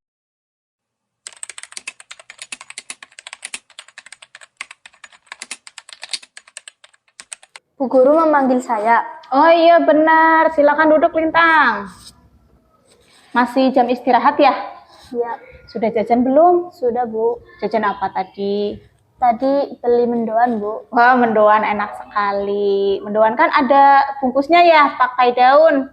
Itu daunnya dibuang kemana tadi? Di halaman sekolah Bu. Loh, kok di halaman sekolah? Emang di sekolah kita tidak ada tempat sampah ya? Ada Bu, banyak. Ada banyak tempat sampah, tapi Lintang tidak mau membuang sampah di tempatnya. Kalau misal kita membuang sampah sembarangan, itu perbuatan yang baik atau tidak baik? Tidak baik Bu. Nah, Lintang itu tahu kalau membuang sampah bukan di tempat sampah, itu perbuatan yang tidak baik. Lintang memang bukan satu-satunya murid di sini yang membuang sampah sembarangan. Kemarin juga ada murid kelas lain yang membuang sampah di halaman sekolah. Tapi sudah Ibu panggil, sudah Ibu ajak diskusi juga di sini. Sekarang anaknya sudah tahu kalau membuang sampah itu harus di tempat sampah. Ibu ingin tahu mengapa Lintang membuang sampahnya di halaman sekolah. Padahal di sekolah kita itu di setiap kelas sudah ada tempat sampahnya. Kenapa? Tempat sampahnya jauh Bu dari tempat saya duduk. Makanya saya buang di halaman aja. Oh begitu, baik Ibu paham. Jadi Lintang enggan ya untuk beranjak dari tempat duduk untuk membuang sampah. Begitu ya? Ya. Kamu tahu kan apa yang terjadi kalau misal kita membuang sampah sembarangan? Tahu Bu, sekolah kita akan menjadi kotor dan tidak nyaman saat belajar. Nah, Lintang sadar akan hal itu.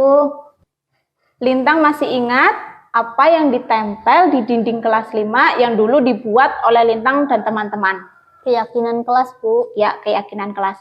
Kira-kira perbuatan Lintang yang membuang sampah sembarangan itu sesuai dengan keyakinan kelas atau tidak? Tidak sesuai Bu. Tidak sesuai. Lintang paham akan hal itu. Menurut Lintang, nilai apa yang sudah dilanggar oleh Lintang? Nilai tanggung jawab Bu. Betul sekali. Lintang membuang sampah sembarangan itu tidak sesuai dengan nilai tanggung jawab. Kita harus ingat, setiap orang itu punya tanggung jawab. Ibu sebagai guru punya tanggung jawab. Lintang sebagai murid juga punya tanggung jawab. Salah satunya adalah menjaga kebersihan lingkungan sekolah. Nah, menurut Lintang, apa yang akan Lintang lakukan untuk memperbaiki kesalahan kamu tadi? Saya minta maaf Bu karena sudah berbuat salah. Saya tidak akan mengulangi lagi dan saya akan membuang sampah pada tempatnya. Masya Allah, Lintang sudah paham akan hal itu. Ibu boleh tanya? Boleh Bu. Kalau misalkan di suatu tempat Lintang mau buang sampah, tapi tidak ada tempat sampah di sekeliling kamu, apa yang Lintang lakukan? Apa ya? Mungkin dikantongin dulu Bu sampahnya. Nah, tepat sekali, itu ide yang bagus. Lintang ingin jadi orang sukses? Tentu ingin Bu. Nah, kalau kita ingin menjadi sukses, salah satu kuncinya itu kita harus bisa tanggung jawab. Baik tanggung jawab terhadap diri sendiri, orang lain maupun lingkungan. Tanggung jawab itu bisa dimulai dari hal-hal kecil seperti ini, membuang sampah ini contohnya. Ya, yakin kalau kita terbiasa dengan tanggung jawab dalam melakukan hal apapun, itu pasti kita juga akan tanggung jawab. Siap Bu, saya akan menanamkan tanggung jawab pada diri saya. Terima kasih ya Bu, sudah mengingatkan saya. Sama-sama Lintang, Ibu juga senang karena hari ini bisa diskusi dengan Lintang dan memecahkan masalah, menemukan solusi dari permasalahan ini. Silakan Lintang boleh keluar, boleh istirahat lagi. Baik Bu, saya permisi. Iya.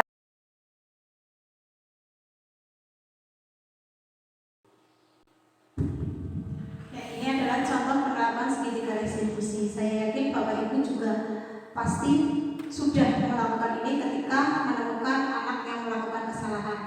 Namun mungkin restitusi yang kita lakukan itu belum maksimal gitu ya, karena kalau dalam segitiga restitusi itu kan seharusnya kita murni memposisikan diri itu sebagai manajer, tapi memang sulit karena ini tuh bertahap lah untuk dapat melakukan restitusi yang maksimal. Tadi restitusi itu kan mengembalikan anak untuk meyakini nilai-nilai kebajikan dari besar, itu memang sangat susah, butuh waktu yang lama. Nah, maka dari itu ya pelan-pelan mudah-mudahan saya dan Bapak Ibu bisa menerapkan ini dengan tujuan kayak tadi, menanamkan budaya positif di sekolah. Karena budaya positif itu, kalau walaupun budaya positif itu tujuannya berpihak pada murid, tapi harus tetap namanya saja murid ya, harus diberi contoh. Yang mencontohkan siapa? Ya gurunya. Jadi mari sama-sama kita bekerja sama menanamkan budaya positif di sekolah dengan melakukan pembiasaan yang sudah kita terapkan di sekolah. Mari kita maksimalkan pembiasaan yang sekiranya belum bisa kita lakukan, entah pembiasaan dalam bentuk tindakan maupun dalam bentuk perkataan kita, bagaimana kita bersikap pelan-pelan sambil belajar. Kita semoga bisa menjadi seorang guru yang menjadi teladan bagi murid kita. Walaupun itu terlihat mudah, tapi pelaksanaannya memang sulit, apalagi di SD, di mana anak SD itu masih sangat sekali memerlukan bimbingan, memerlukan tuntunan dari gurunya, gitu ya. Oke, terima kasih. Sekian untuk penyampaian materi budaya positif dari saya. Untuk selanjutnya, barangkali dari Bapak Ibu ada yang mau bertanya atau sharing pengalaman atau kita diskusi bagaimana penerapan budaya positif di sekolah kita. Monggo Bapak Ibu. Barangkali ada yang mau sharing pengalaman, tidak apa-apa. Misal sudah pernah menerapkan pembiasaan apa di kelasnya, yang mungkin nanti kelas lain atau kelas saya bisa mencontoh pembiasaan kelas tersebut. Pembiasaan tidak harus selalu yang sudah yang wah yang dampaknya besar, tidak. Pembiasaan itu bisa berawal dari hal-hal kecil yang mungkin kita anggap sepele, tapi ternyata bagi orang lain itu hal yang luar biasa. Saya juga butuh sharing dari Bapak Ibu. Silakan kalau ada yang mau bertanya atau sharing pengalaman, ada yang perlu kita diskusikan mengenai tadi materi yang sudah kita bahas.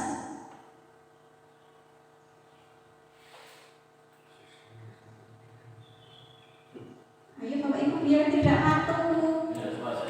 Enggak mau Pak.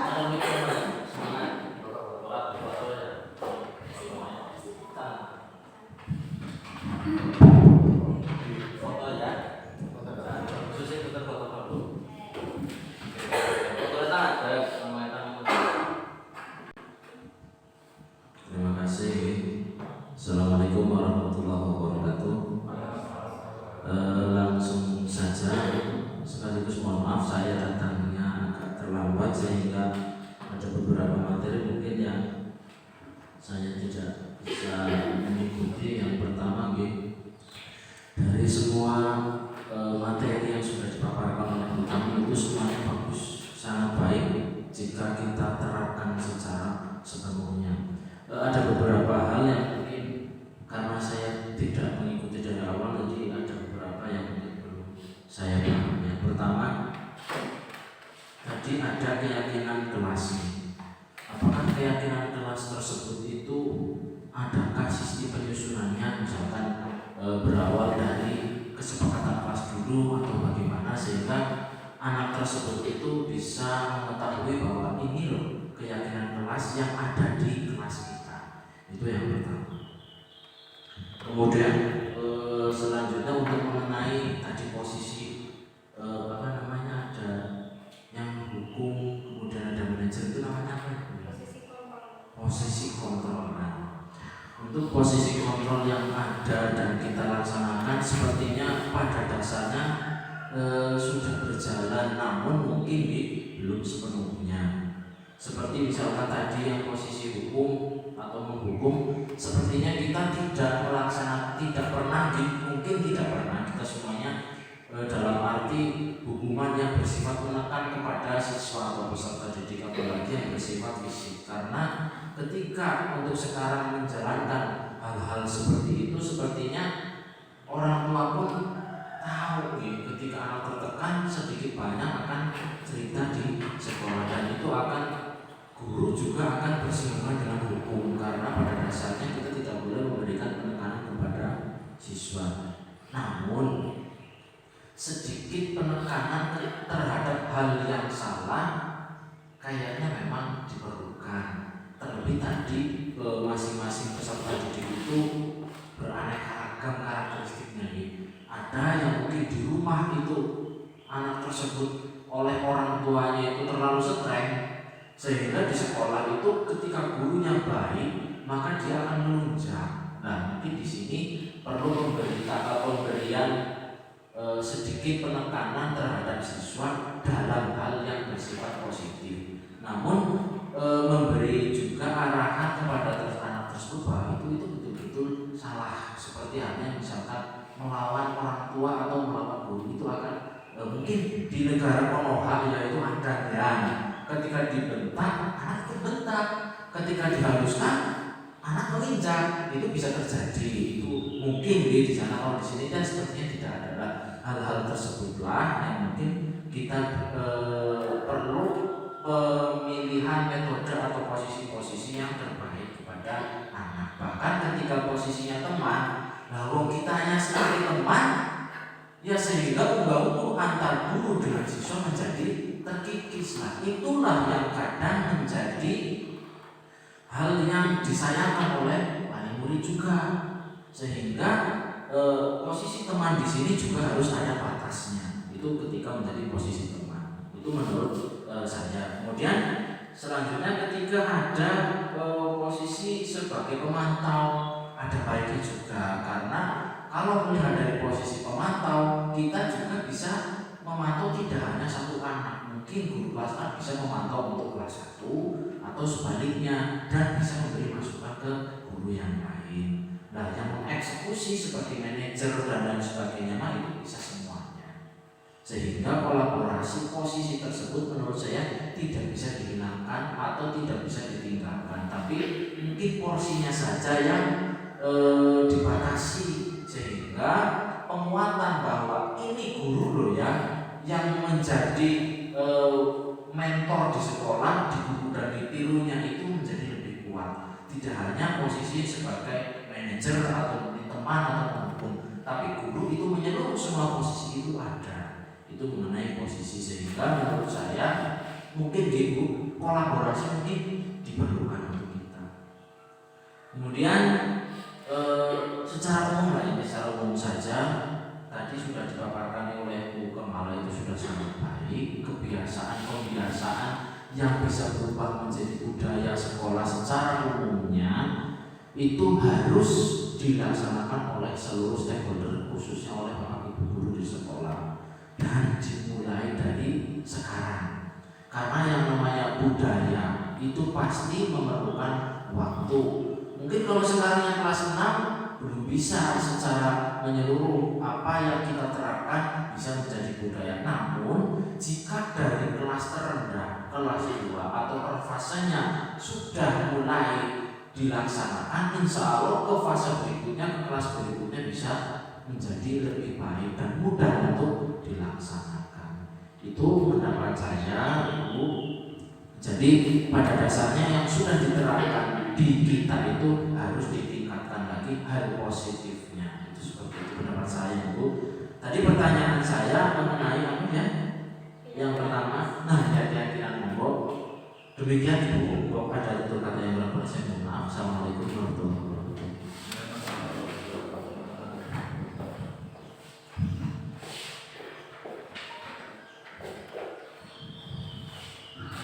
Terima kasih kepada Pak Kepala atas pertanyaan dan tanggapannya. Saya dulu menanggapi yang tadi tanggapan dari Pak Kepala bahwa budaya positif yang kita tanamkan, mari kita tingkatkan dan konsisten gitu ya, itu setuju. Dan dimulai memang penanaman budaya positif ini kan sedang dini gitu ya. Kadang-kadang kalau sudah usia-usia yang lebih remaja sana itu kan lebih susah gitu ya. Penanaman karakter, kebiasaan itu akan lebih mengena kepada anak-anak yang usianya lebih dini gitu. Kemudian untuk posisi kontrol tadi, memang kita tidak bisa serta-merta setiap menghadapi anak yang bermasalah itu memposisikan sebagai manajer. Itu memang sulit karena itu butuh tahapan dan butuh pengalaman yang banyak mungkin ya. Jadi yang penting kita tidak menerapkannya pada posisi penghukum dan pembuat merasa bersalah. Kalau masih dalam posisi teman, posisi pemantau masih oke. Hanya saja kadarnya yang mungkin lebih dikurangi begitu agar anak juga menyadari akan kesalahannya dan bersedia untuk memperbaikinya dengan catatan memperbaiki atas kesadaran sendiri, karena itu munculnya dari motivasi dalam diri anak tersebut, bukan karena dorongan atau bukan karena motivasi eksternal gitu Pak. Kemudian untuk keyakinan kelas, untuk prosedur pembuatan keyakinan kelas tadi ada tahapannya sudah saya sampaikan juga. Mungkin Bapak belum tahu Pak mungkin. Jadi untuk prosedur pembuatan keyakinan kelas, jadi di sekolah kita itu kan sebenarnya sudah ada peraturan sekolah ya Pak, baik yang tertulis maupun yang tidak tertulis. Nah, dari peraturan sekolah itu kita turunkan menjadi peraturan kelas. Ya, dari peraturan kelas. Kalau dari tahap awalnya itu kita guru dan siswa itu melakukan curah pendapat. Jadi guru meminta siswa untuk berpendapat peraturan apa saja yang akan diterapkan di kelas. Gitu. Misalkan tadi tidak boleh membuang sampah sembarangan, tidak boleh membawa mainan ke kelas, peraturannya misal datang ke sekolah tepat waktu, tidak boleh mencoret-coret dinding dan meja, itu peraturan kelasnya. Awalnya dari situ. Kalau di kelas 4, 5, 6 mungkin itu bisa dilakukan karena anak sudah bisa berpendapat. Tapi yang sudah saya terapkan di kelas 1, karena kelas 1 itu juga belum tahu apa itu peraturan, itu belum tahu. Nanti kemarin saya contohkan dengan menampilkan gambar perilaku negatif Pak. Jadi tadi ada gambar misalnya membawa bertengkar dengan teman, itu kan berarti peraturannya tidak boleh bertengkar dengan teman gitu. Kemudian tidak boleh membuang sampah sembarangan, tidak boleh misalnya jelek-jelekan orang lain, itu berawal dari peraturan sekolah. Peraturan sekolah memang tidak semuanya kalimat dituliskan dalam kalimat negatif, ada kalimat positifnya. Nah, dari peraturan sekolah yang sudah diturunkan menjadi peraturan kelas, yang berupa kalimat negatif itu kita ubah menjadi kalimat positif dengan tujuan supaya ketika anak mengingat peraturan tersebut itu mengingatnya hal-hal yang positif, hal-hal yang baik. Ketika kata tidak boleh, jangan, itu dalam ilmu parenting juga ada hanya buah. Sebaiknya itu jangan mengucapkan kata-kata tersebut karena itu yang akan cakap ke anak. Jangan mencoret-coret meja, diingat ya, jangan mencoret-coret meja. Tapi ketika menjaga fasilitas sekolah, menjaga sarana prasarana yang ada di sekolah, nah itu kalimat-kalimat positif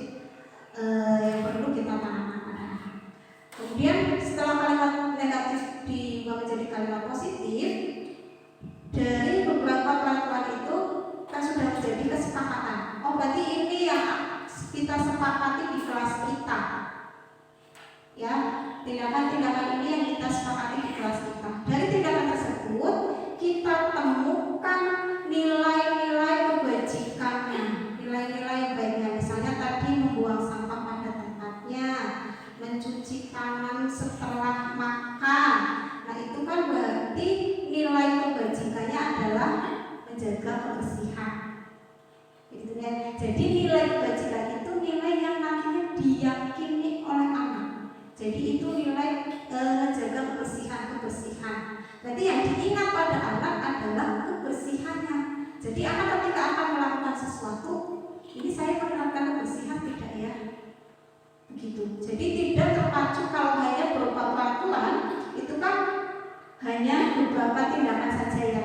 Tapi kalau anak sudah meyakini satu nilai kebersihan dalam dimanapun dan tindakan apapun yang tertanam pada diri siswa, ya kebersihannya itu. Ya jadi satu nilai kebajikan, nilai yang diyakini satu itu bisa memayungi beberapa kesepakatan. Bisa dipahami?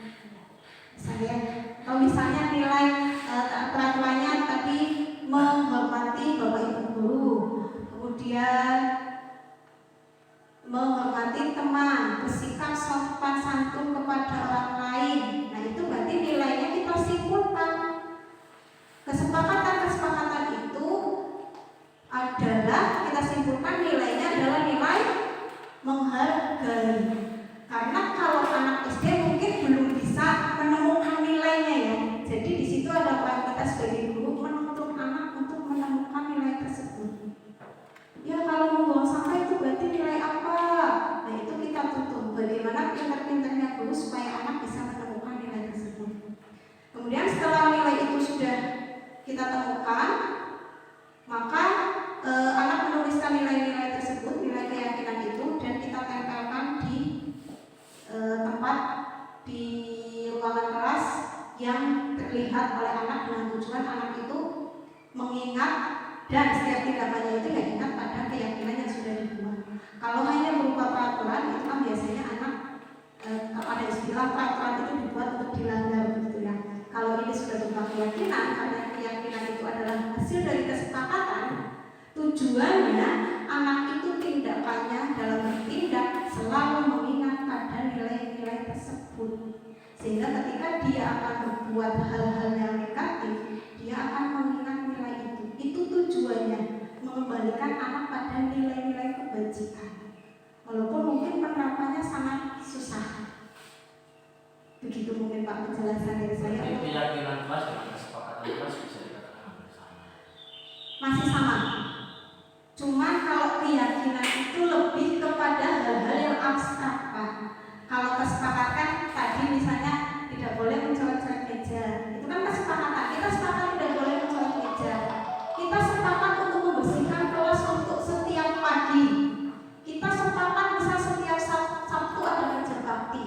Itu kan kegiatannya konkret ya, bisa anak lakukan, bisa dibayangkan.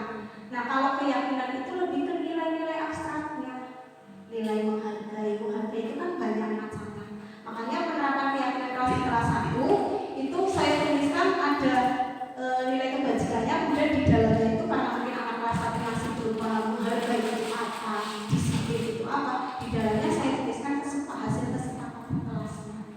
Jadi ketika anak lupa disiplin itu apa saja, menghargai apa saja, keamanan apa saja, dia mengingat oh contoh kegiatannya ini. Karena itu sifatnya kan bertahap untuk menanamkan kepada peserta didik kita. Begitu Pak. Gimana Pak? Cukup? Bapak Ibu ada yang mau bertanya lagi atau dicukupkan? Cukup? Baik. Terima kasih atas waktunya, atas kesediaannya untuk duduk di sini. Saya minta kerjasamanya tadi ya untuk pembuatan keyakinan kelas. Minggu depan saya lihat di kelas mudah-mudahan sudah tertulis keyakinan kelas.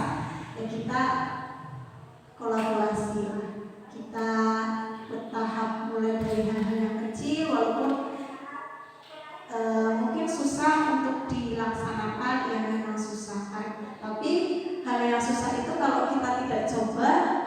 akan terjadi hal positif itu.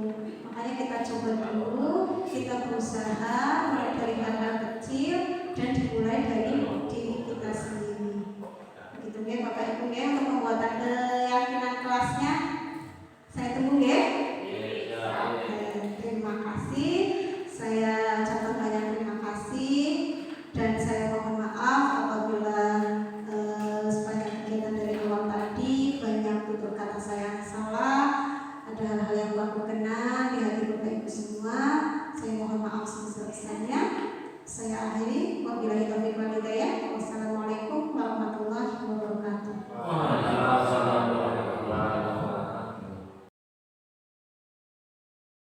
Saya Faira, kelas 1, SDN Sidamulya 01. Saya dan teman-teman kemarin membuat keyakinan kelas. Saya senang sekali karena saya jadi tahu bagaimana menjadi anak baik. Terima kasih.